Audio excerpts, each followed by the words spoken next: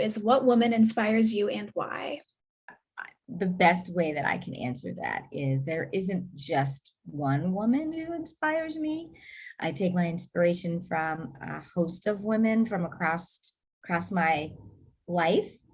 Um, so, for example, I have a group of really solid best friend girlfriends that I've had for since I was early in college. And these are not just college friends, these are friends of mine who were friends of mine, friends of my brother, friends of my sister. We kind of all grew up together. And so all of those women, we were on a Facebook group together. As a matter of fact, they were texting me, sending me messages today. I also have, and they totally inspire me. They're wickedly smart. It includes people like my sister, my cousins, my best friend from kindergarten also inspires me. She and I have known one another forever. I also have a bunch of best friends here in Cincinnati. And actually, through COVID, we've been doing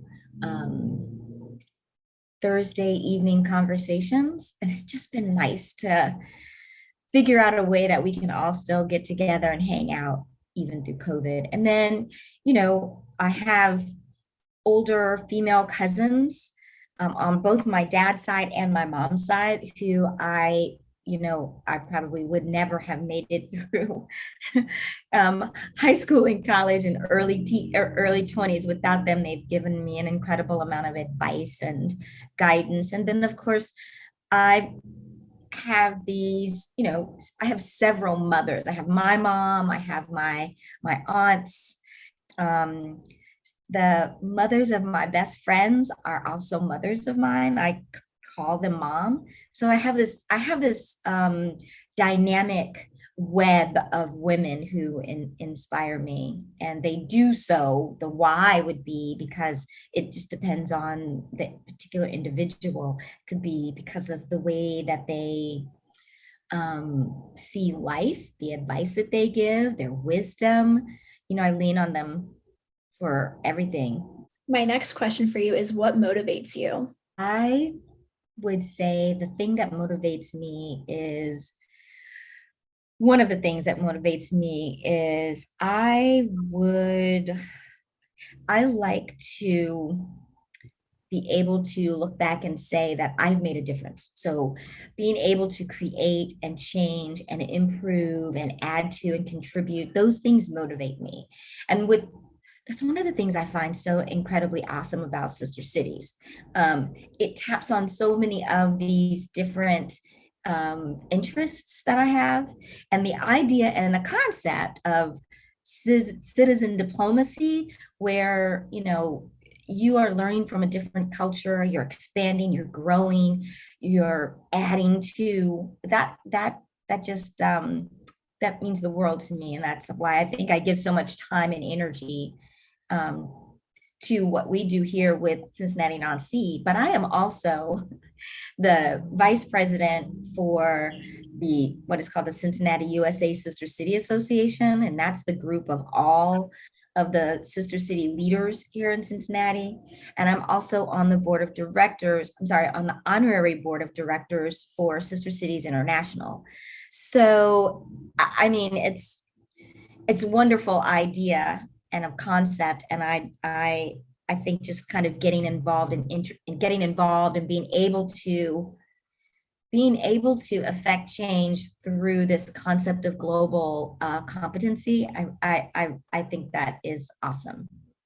What made you want to get involved with all those global positions where you were interacting with all the different cultures? I think probably the first thing, it was, first off, I really love traveling and I love different cultures, right? I mean, I can't say when that actually started. My work with Sister City started when I was in Mayor Qualls's office as her communications director. And I remember, I didn't even know what Sister Cities was at the time, but I remember that they were putting together a delegation visit, and and I thought, oh, well, that's quite interesting. And so I got a chance to, at the very beginning, kind of meet new people, meet different folks, get a little bit acquainted with what the concept was, and it just grew from there. When I was in Mayor Mallory's office, I was as his chief of staff. I took on the role of making sure that sister cities in Cincinnati was incorporated into the activities of the mayor's office, which they should be anyway, right?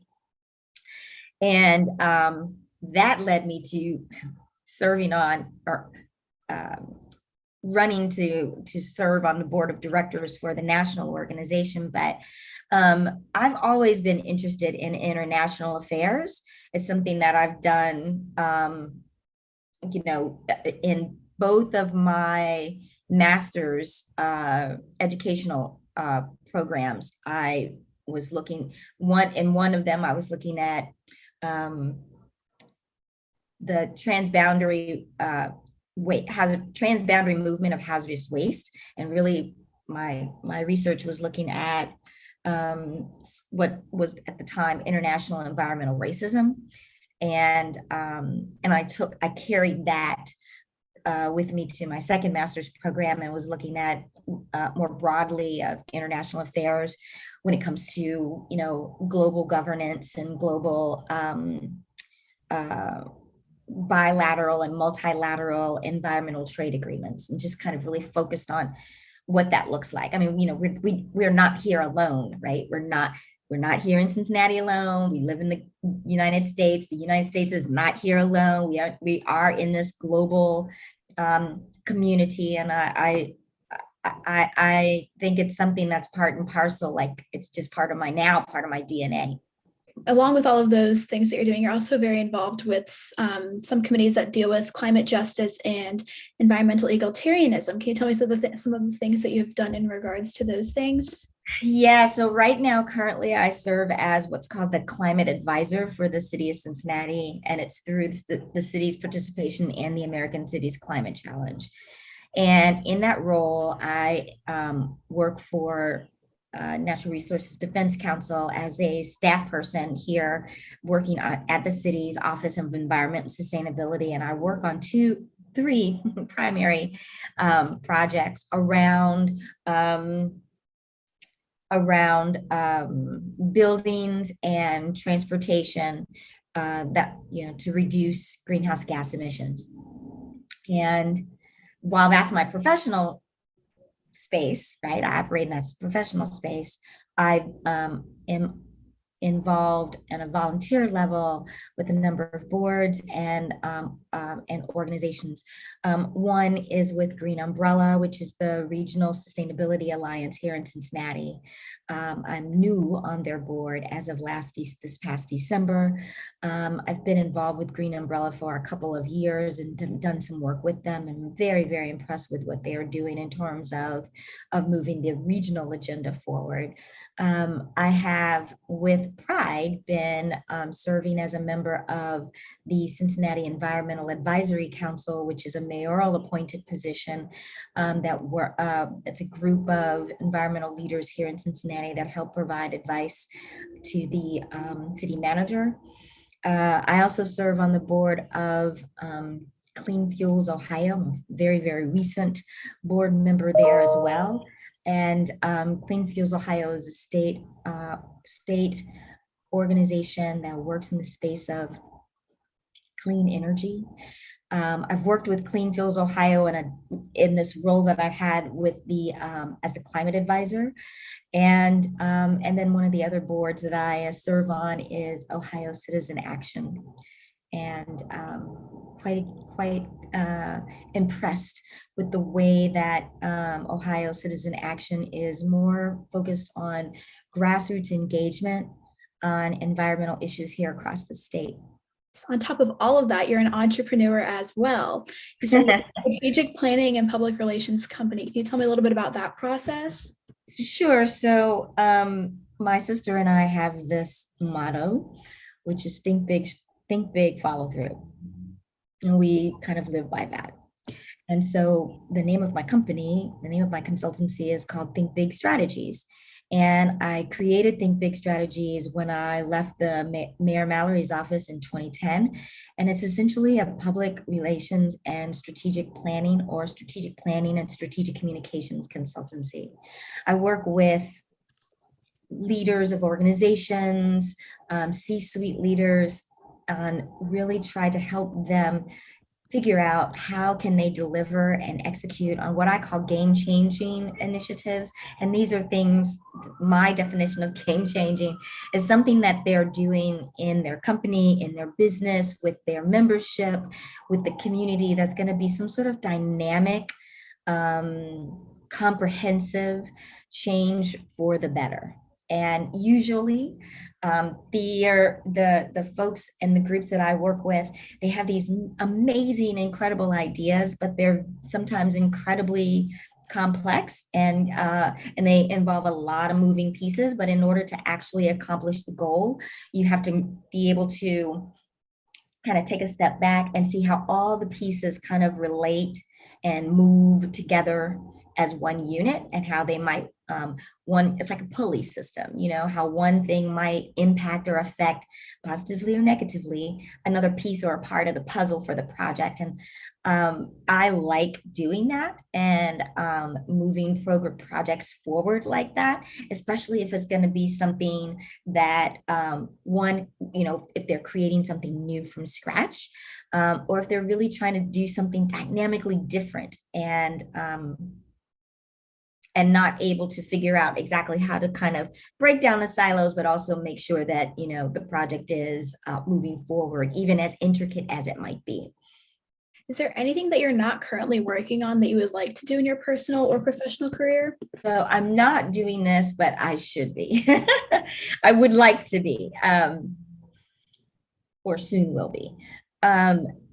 Last year, I organized an event, a virtual event called Black Flowers. Black Flowers is the term that I use for Black and Brown professionals who work in this climate space, in the environmental space. And so last year's virtual event was a 90-minute session where I was creating a space to give voice to the Black and Brown environmentalists who are working in Southwest Ohio, Northern Kentucky. It was a wonderful opportunity. It was really, really great to hear what some of the folks are doing here in this region. But what I'd like to be doing is converting that to a podcast, and making it a regular conversation with Black and Brown or BIPOC environmentalists who may not necessarily get enough airspace to talk about the work that they're doing. In your opinion, what qualities make a great leader? I think having, high emotional intelligence, being able to relate to people where they are, having the ability to be visionary, but also a deep understanding of how to bring people into that vision so that they can execute, and but more importantly, that they can find a space for themselves in that vision so that they can grow, and then be able to help them grow, right?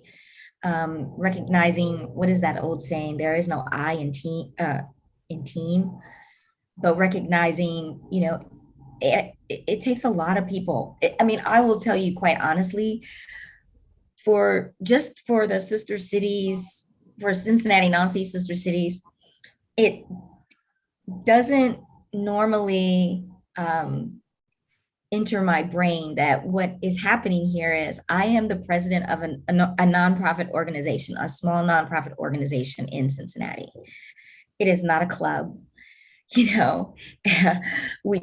have to go and fundraise. I have to develop the strategies. I have to bring more people in. I have to make sure that folks are feeling like they are a part of it.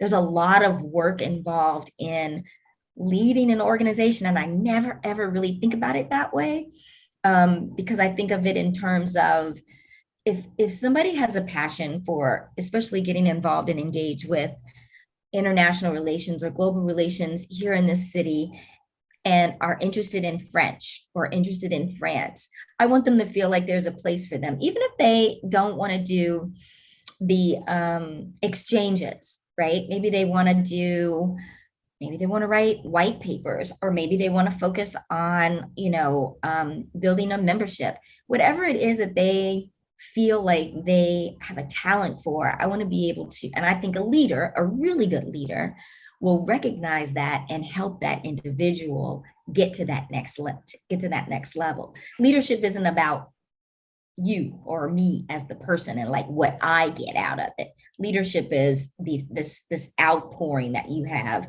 to help develop the talent of other people. I mean, that's the way that I see it anyway. Sticking with your presidency with this Sister City Association, what are some of the things that you are doing to help make history? I think because we're all under COVID still, I think we're making history, one, with our current series of the global community conversations. And I say that because the way that we're doing these calls or these meetings and these events is that they're structured, first off, they're structured in concert with the city of Nancy. And yeah, we have a partnership with them and everything, but like being on the phone with them and kind of co-creating what this could look like.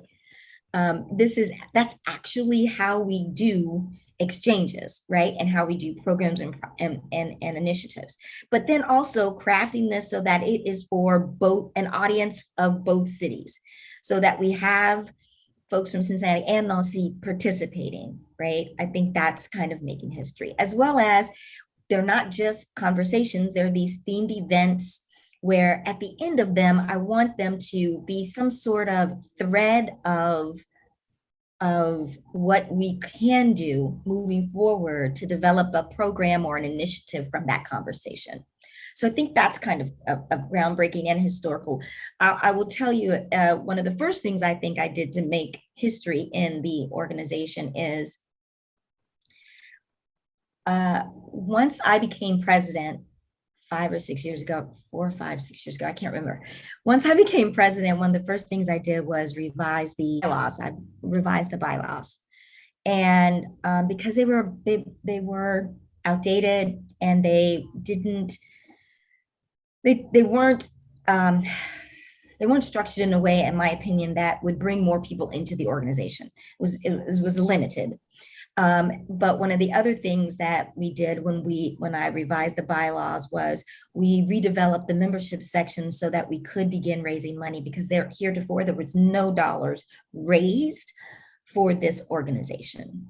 And we don't have a huge budget, but we began bringing dollars through dues, through sponsorships, very small dollar sponsorships, but bringing sponsorships into it and bringing more people to the organization.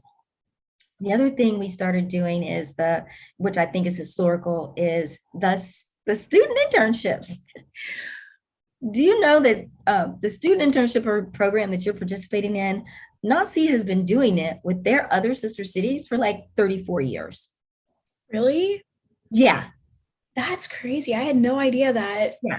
And we weren't doing it. We were the only, if I remember correctly, we were the only sister city that Nancy had that did not participate in the program.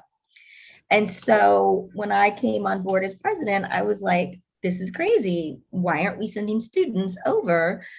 Here's a wonderful opportunity for them to be immersed in the language, working with government offices and government officials,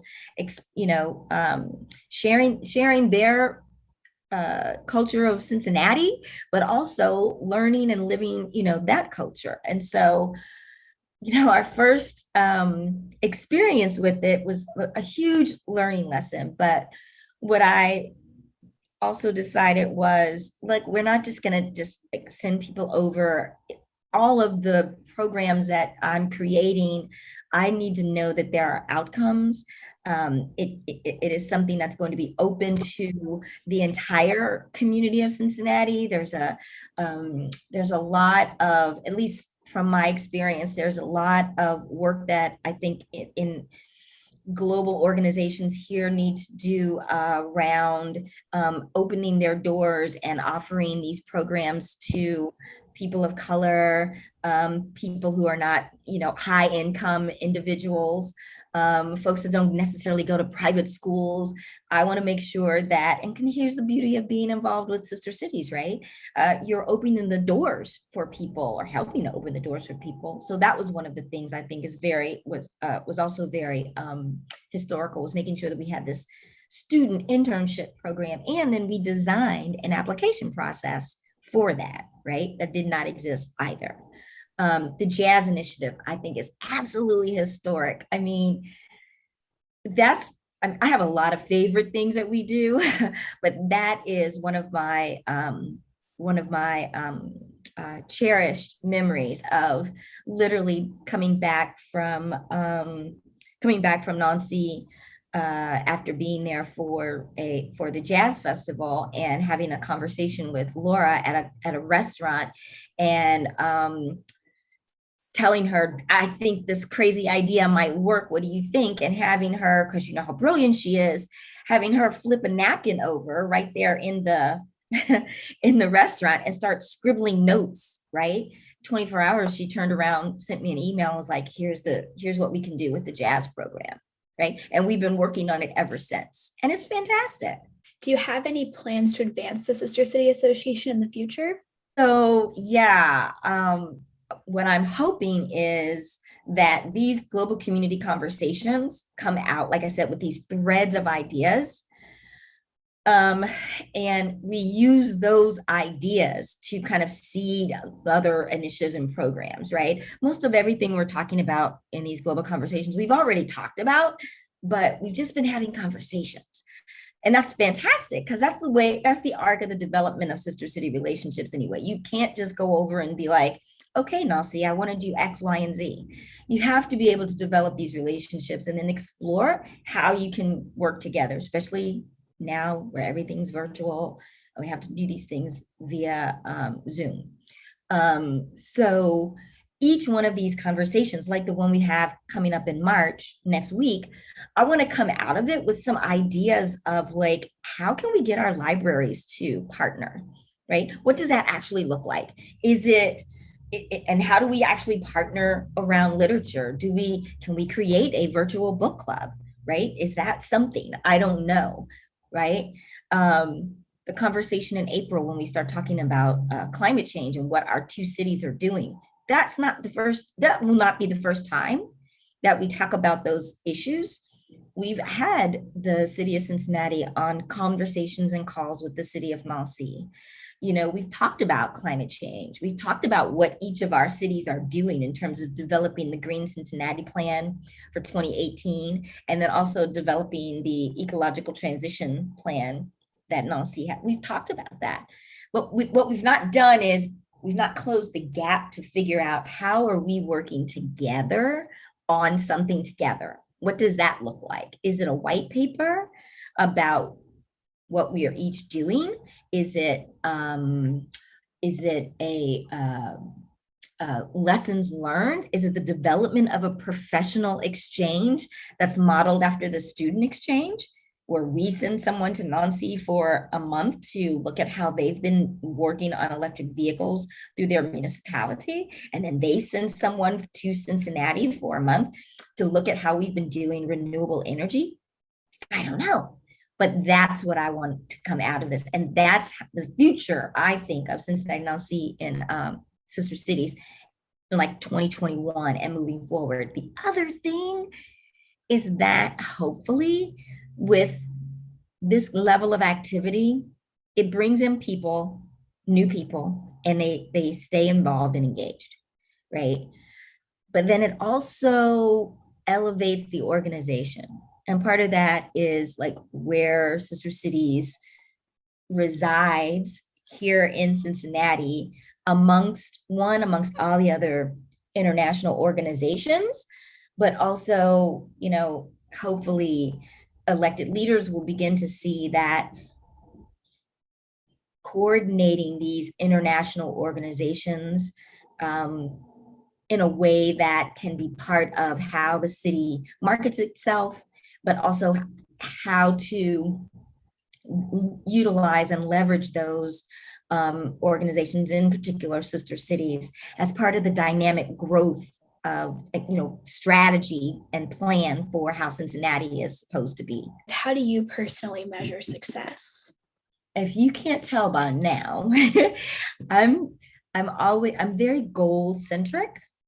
So anything that I'm doing professionally or through, sister cities, I like to try to figure out, okay, what are our goals and how are we measuring them? To me, the goal is not necessarily just, oh, well, we actually did this, and so there, we've done it. I need to know that it is, measured in some way of like, what's the impact?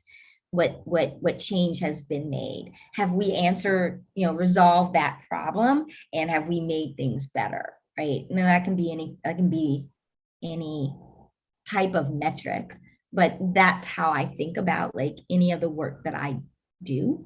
I want to make sure that there is some delta, good delta, in when I'm done with that. Is that your mindset with all the boards that you sit on and your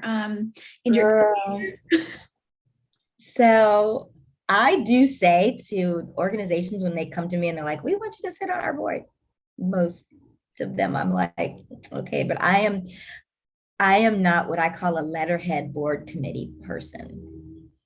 So, which is bad because because I like to be involved. I like to be involved and engaged. I mean, yeah, it's not just about putting my name on something. I want to be active. And so, yeah, you're super involved and super motivated. You do so many things outside of just living. How do you make time for yourself? That is like the best question on a day like today.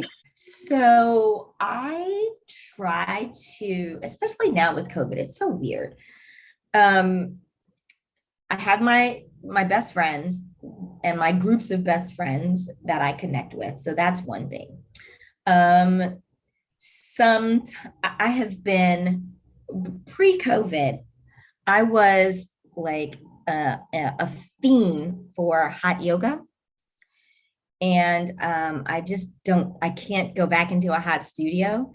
So I try to do a little bit of yoga. I'm not doing it as much as I would if I were under the direction of a professional, which is like I clearly need. And apps don't work for me. I need to have somebody, and I need that experience of being with in the direction of someone. But I've started walking and running an awful lot. I've started I started, well, my sister started a garden, quote unquote, lots of plants for me last year on my balcony. And I've been really involved with like just maintaining my plants. So that gives me a lot of peace. And then, it's hard because usually I'm traveling and I have not been able to do that. So I'm looking forward to an opportunity to do that soon again, but also, trying to, I feel like a lot of the me time is mushed in and mixed in with things that I'm very, very passionate about, right? So like me time, I would say I would be focused on like, okay, let me figure out what we're gonna do for sister cities. I would One of the things I took up last year, which I'm so excited about, is I started back with my French lessons through Alliance Française here in Cincinnati. And I love it. Every Monday night, 5:30 to 7, I have been in class. And it's helping me develop a little more confidence with my French speaking. So I'm really, really excited, and I can't wait to go and like really immerse myself in the culture and try the language out. So I figured that is some serious Carla time, right? Even though I'm in class doing something, but I love it. I love it. We're on a break right now. We go back in a couple of weeks, and I'm already like listening and watching French movies, French television shows. I have a couple of books here that I read through that I'm trying to work on my language skills. And do you live by any meaningful quotes or philosophies? Think big, follow through. Oh, is one. And a long time ago, uh, I'm going to call this gentleman my mentor. He was a political